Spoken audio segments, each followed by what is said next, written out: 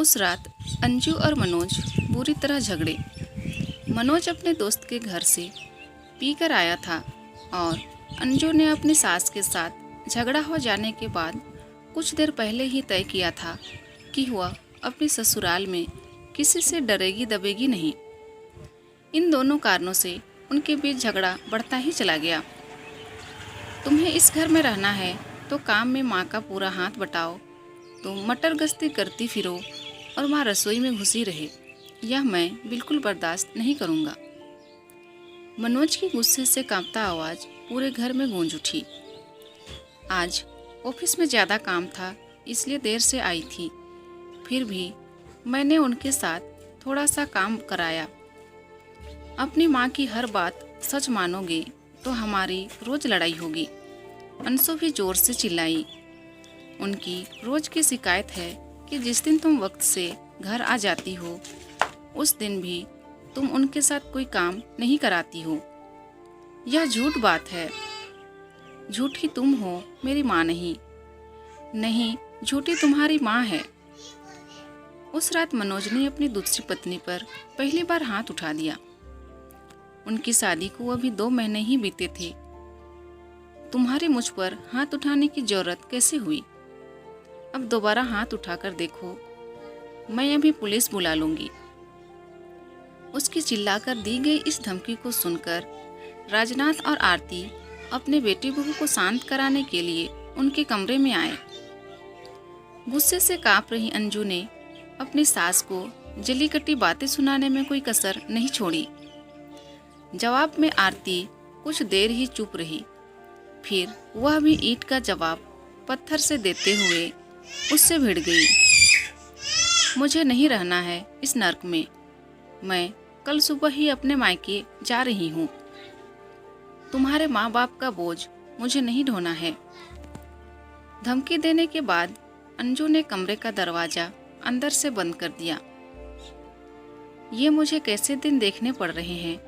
पहली बीवी चरित्रहीन थी, सो मुझे छोड़कर अपने प्रेमी के साथ भाग गई। अब यह दूसरी जो पल्ले पड़ी है बहुत ही बदतमीज है। अपने को कोसता मनोज उस रात सोफे पर ही सोया। अगले दिन रविवार था। आंखों में गुस्सा भरी जब 10 बजे के करीब अंजू अपने कमरे से बाहर आई तो उसने मनोज को ड्राइंग रूम में मुंह लटकाए बैठे पाया। उसके पूछे बिना मनोज ने उसे दुखी लहजे में बताया, मम्मी पापा सुबह की गाड़ी में मामा जी के पास मेरठ चले गए हैं। क्यों? चाय बनाने रसोई में जा रही अंजू ने ठिठक कर पूछा। उनके जाने का कारण समझना क्या मुश्किल है। मुझे ज़बरदस्ती कसूरवार मत ठहराओ प्लीज। तुम्हारी माताजी ने मुझे 1 की 4 सुनाई थी। वे दोनों बीमार रहते हैं। घर से दूर जाकर उनकी कैसे भी दुर्गति हो तुम्हारी बला से।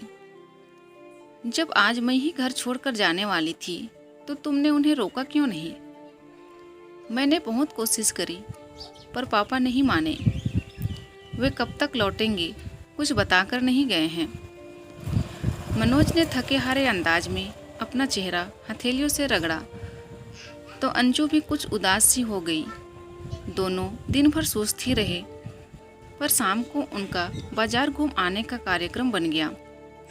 पहले उन्होंने कुछ खरीदारी की और फिर खाना भी बाहर ही खाया। उस रात अंजू को जी भर के प्यार करते हुए मनोज को एक बार भी अपने माता पिता का ध्यान नहीं आया। अगले 2-3 दिन उनके बीच झगड़ा नहीं हुआ। फिर एक दिन ऑफिस से अंजू देर से लौटी तो मनोज उससे उलझ पड़ा। दोनों के बीच काफ़ी तू-तू मैं हुई पर फिर जल्द ही सुलह हुई हो गई। तब दोनों के मन में यह विचार एक साथ उभरा कि अगर आरती घर में मौजूद होती तो यकीनन झगड़ा लंबा खींचता। मनोज लगभग रोज ही अपने माता पिता से फ़ोन पर बात कर लेता। अंजू ने उनसे पूरा हफ्ता बीत जाने के बाद बात की थी। उसने उन दोनों का हालचाल तो पूछ लिया पर उनके वापस घर लौट आने की चर्चा नहीं छेड़ी। देखो शायद अगले हफ्ते वापस आएं। मनोज जब भी उनके घर लौटने की बात उठाता तो राजनाथ उसे यही जवाब देते। जब उन्हें मेरठ गए 1 महीना बीत गया तो अंजू और मनोज के मन की बेचैनी बढ़ने लगी। पड़ोसी और रिश्तेदार जब भी मिलते तो आरती और राजनाथ के लौटने के बारे में ढेर सारे सवाल पूछते। तब उन्हें कोई झूठा कारण बताना पड़ता और यह बात उन्हें अजीब से अपराध बोध का शिकार बना देती। लोगों के परेशान करने वाले सवालों से बचने के लिए तब दोनों ने मेरठ जाकर उन्हें वापस लाने का फैसला कर लिया। अब वहां पहुंचकर उनसे बहस में मत उलझना। उन्हें मनाने को अगर सॉरी बोलना पड़े तो बोल देंगे। उनको साथ रखना हमारी जिम्मेदारी है, मामा जी या किसी और की नहीं। मनोज सारे रास्ते अंजू को ऐसी बातें समझाता रहा। मामा मामी के यहाँ 2 दिन बिताने के लिए शुक्रवार की रात को करीब 9 बजे उनके घर पहुँच गए। उन दोनों से मामा मामी बड़े प्यार से मिले। उनकी नज़रों में अपने लिए नाराज़गी के भाव ना देखकर अंजू मन ही मन हैरान हुई। दीदी और जीजाजी खाना खाने के बाद पार्क में घूमने गए हैं। अपने मामा की यह बात सुनकर मनोज हैरान रह गया। पापा मम्मी घूमने गए हैं, उन्होंने यह आदत कब से पाल ली? मनोज की आंख में अविश्वास के भाव पैदा हुए। वे दोनों अब नियम से सुबह भी घूमने जाते हैं। तुम उनकी फिटनेस में आए बदलाव को देखोगे तो चकित रह जाओगे। मम्मी की कमर का दर्द उन्हें घूमने की इजाज़त देता है। दर्द अब पहले से काफ़ी कम है। जीजाजी दीदी का हौसला बढ़ाकर उन्हें सुस्त नहीं पड़ने देते हैं। क्या मम्मी का किसी नए डॉक्टर से इलाज चल रहा है? हाँ, डॉक्टर राजनाथ के इलाज में है दीदी। अपने इस मजाक पर मामा जी ने जोरदार ठहाका लगाया तो मनोज और अंजू जबरदस्त उलझन का शिकार बन गए।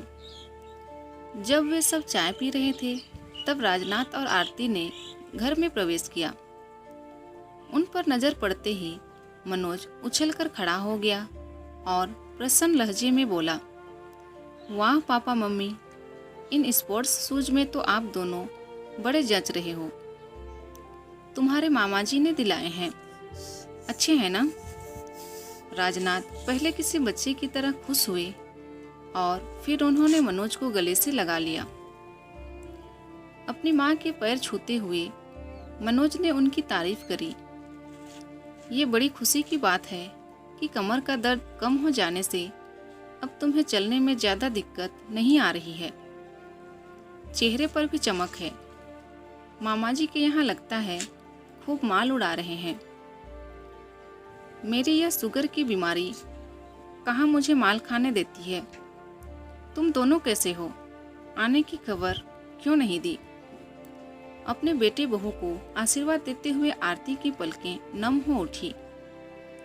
तुम दोनों को भूख लग रही होगी, बोलो क्या खाओगे? बड़े उत्साहित अंदाज में अपनी हथेली आपस में रगड़ते हुए राजनाथ ने अपने बेटे बहू से पूछा।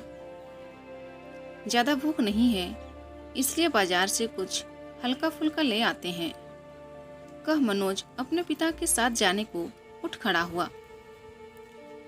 बाजार से क्यों कुछ लाना है, आलू मटर की सब्जी रखी है, मैं फटाफट पराठे तैयार कर देती हूँ, कह मामी रसोई में जाने को उठ खड़ी हुई। भाभी, आज आप अपने इस शिष्य को काम करने की आज्ञा दो। रहस्यमयी अंदाज में मुस्कुरा रहे राजनाथ ने अपनी सलहज का हाथ पकड़कर वापस सोफे पर बैठा दिया। क्या पराठे आप बनाएंगे? मनोज का मुंह आश्चर्य से खुला का खुला रह गया। पिछले दिनों तुम्हारी मामी से कुछ कुकिंग सीखी है मैंने। बस 15 मिनट से ज़्यादा समय नहीं लगेगा खाना लगाने में। तुम दोनों तब तक फ्रेश हो जाओ। अपने बेटे का गाल प्यार से थपथपाने के बाद राजनाथ सीटी बजाते हुए रसोई की तरफ चले गए। राजनाथ ने क्या क्या बनाना सीख लिया है, इसकी जानकारी उन दोनों को देते हुए आरती और मामा मामी की आंखें खुशी से चमक रही। मटर पनीर, कोफ्ते, बैगन का भरता, भरवा भिंडी।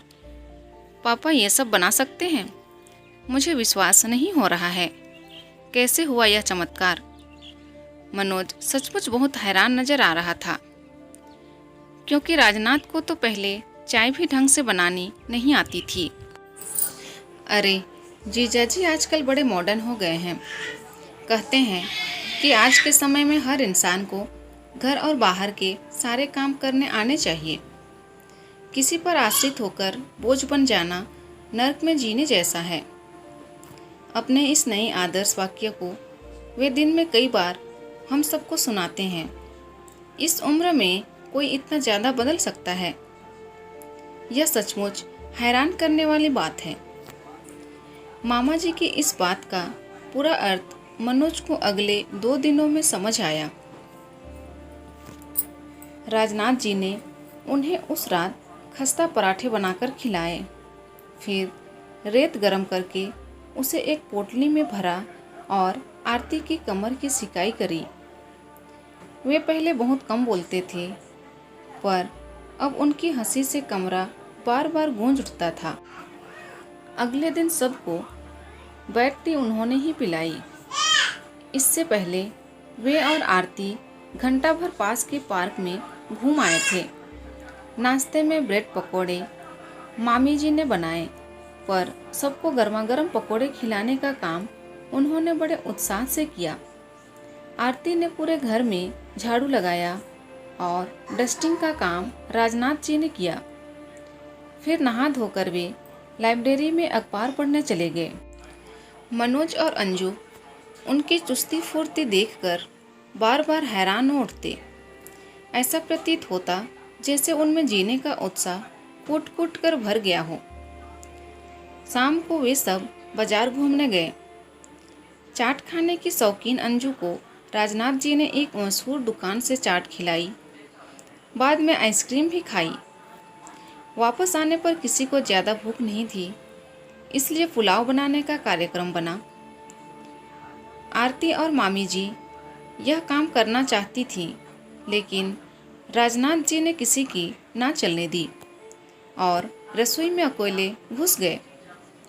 उन्होंने बहुत स्वादिष्ट पुलाव बनाया। सबके मुंह से अपनी तारीफ सुनकर वे फूले नहीं समाये। काफ़ी थके होने के बावजूद उन्होंने सोने से पहले आरती की कमर की सिकाई करने के बाद मुंह लगाने में कोई आलस नहीं किया। रविवार की सुबह मामी जी ने सबको सांभर डोसे का नाश्ता कराया। राजनाथ जी उनके बगल में खड़े होकर डोसा बनाने की विधि बड़े ध्यान से देखते रहे। सबने इतना ज़्यादा खाया कि लंच करने की जरूरत ही ना रहे। कुछ देर आराम करने के बाद मनोज ने दिल्ली लौटने की तैयारी शुरू कर दी। पापा मम्मी, आप दोनों भी अपना सामान पैक करना शुरू कर दो। यहाँ से 2 बजे तक निकलना ठीक रहेगा। लेट हो गए तो शाम के ट्रैफिक में फंस जाएंगे। मनोज की यह बात सुनकर राजनाथ जी एकदम गंभीर हो गए, तो आरती बेचैन अंदाज में उनकी शक्ल ताकने लगी। इन्हें अभी कुछ और दिन यहीं रहने दो मनोज बेटा। मामी जी भी सहज नजर नहीं आ रहे थे। मामा जी, ये दोनों 1 महीने तो रह लिए हैं यहाँ। इनका अगला चक्कर मैं जल्दी लगवा दूंगा, मनोज ने मुस्कुराते हुए जवाब दिया। राजनाथ ने एक बार अपना गला साफ करने के बाद मनोज से कहा, हम अभी नहीं चल रहे हैं मनोज। क्यों? क्या आप अब भी हमसे नाराज हो? मनोज एकदम से चिढ़ उठा। मेरी बात समझ बेटे, हमारे कारण तेरे घर में क्लेश हो, हम यह बिल्कुल नहीं चाहते हैं। राजनाथ असहज नजर आने लगे। इस तरह के झगड़े घर में चलते रहते हैं पापा। इनके कारण आप दोनों का घर छोड़ देना समझदारी की बात नहीं है। तेरी माँ की बहू से नहीं बनती है। किसी दिन लड़ झगड़ कर अंजू घर छोड़े, इससे बेहतर है कि हम तुम दोनों को अकेले रहने दें। हम अकेले नहीं, बल्कि आप दोनों के साथ रहना है। अब आप पिछली बातें भुलाकर सामान बांधना शुरू कर दो। अंजू, तुम क्यों नहीं कुछ बोल रही हो? मनोज ने उन दोनों पर दबाव बनाने के लिए अपनी पत्नी से सहायता मांगी। आप दोनों हमारे साथ चलिए प्लीज, अंजू ने धीमी आवाज में अपने ससुर से प्रार्थना करी। राजनाथ जी कुछ पलों की खामोशी के बाद बोले, तुम दोनों जोर डालोगे तो हम वापस चल पड़ेंगे, पर पहले मैं कुछ कहना चाहता हूँ। क्या यह कहना सुनना घर पहुंचकर नहीं हो सकता है पापा? अभी मैंने तुम्हारे साथ वापस चलने का फैसला नहीं किया है मनोज। वापस तो मैं आप दोनों को ले ही जाऊंगा। हमसे क्या कहना चाहती हो आप? तब राजनाथ जी ने भावुक स्वर में बोलना शुरू किया। बहू, तुम भी मेरी बात ध्यान से सुनो। उस रात मनोज से लड़ते हुए गुस्से में तुमने हमें बोझ बताया था। तुम्हारी उस शिकायत को दूर करने के लिए मैंने खाना बनाना, घर साफ रखना और मशीन से कपड़े धोना सीख लिया है। तुम्हारी सास से ज़्यादा काम नहीं होता, पर मैं तुम्हारा हाथ बटाने लायक हो गया हूँ। तुम्हारी सास का भी गुस्सा तेज है। मैंने यहाँ आकर इसे बहुत समझाया है। इसने मुझसे वादा किया है कि यह तुम्हारे साथ अपना व्यवहार बदल लेगी।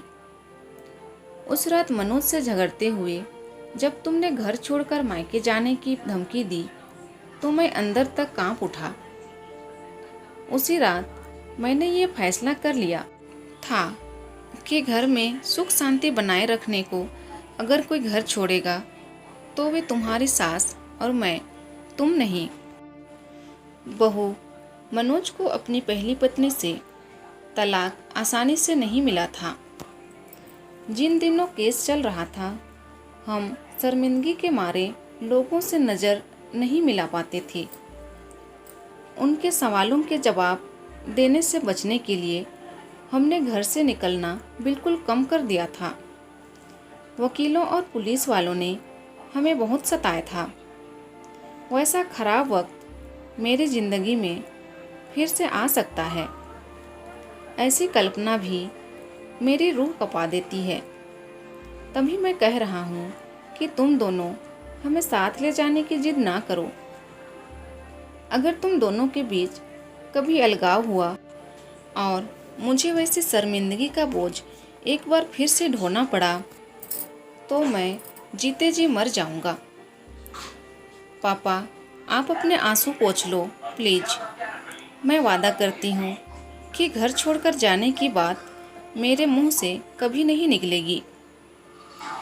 अपने ससुर के मन की पीड़ा को दूर करने के लिए अंजू ने भरे गले से तुरंत उन्हें विश्वास दिलाया और मैंने आज से शराब छोड़ दी। मनोज के इस फैसले को सुन राजनाथ जी ने भाव विभोर होकर उसे गले से लगा लिया। आरती, तुम पैकिंग शुरू करो और मैं इसी खुशी के मौके पर सबका मुंह हलवे से मीठा कराता हूँ। बहुत खुश नजर आ रहे राजनाथ जी ने अपने बेटू बहू के सिर पर हाथ रखकर आशीर्वाद दिया और फिर रसोई की तरफ चले गए।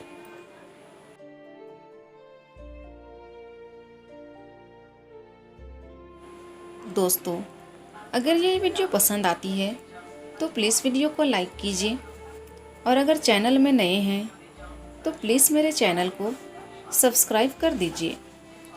Thank you.